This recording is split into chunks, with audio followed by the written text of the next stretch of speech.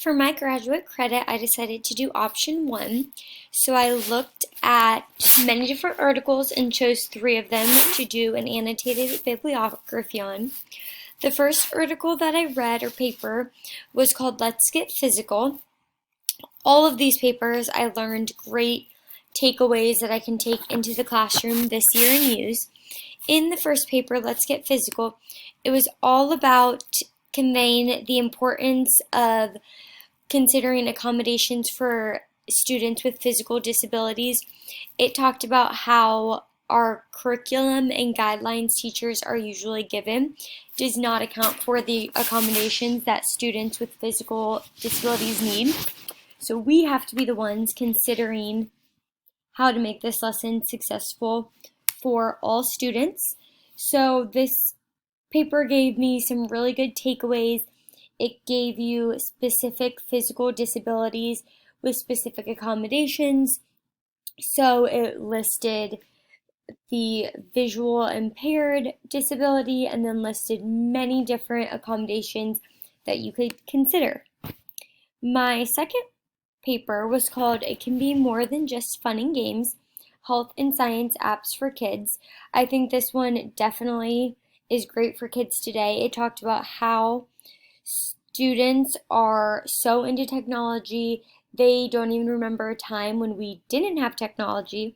And I think this paper was extra meaningful to read right now with everything that's going on with remote learning.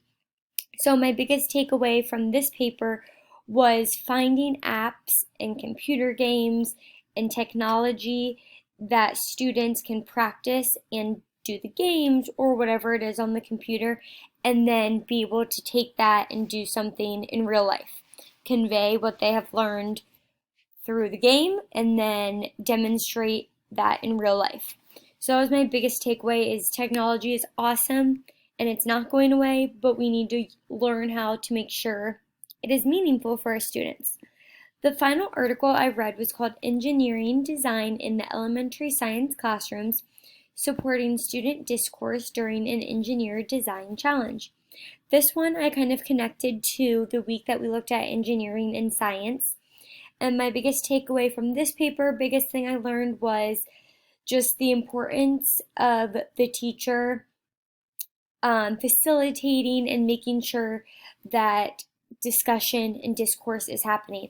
This paper gave an example of a classroom, and it kind of followed different students through an engineering design challenge, and it showed examples of when the students were successful because they had the teacher facilitating the discourse and they were communicating, and then it showed times where they weren't successful. They were supposed to work as a group to create a design and they couldn't communicate what their design was, and that discussion just wasn't there, so they were not successful in that part, and they didn't really even understand what the teacher meant because they were missing the discourse.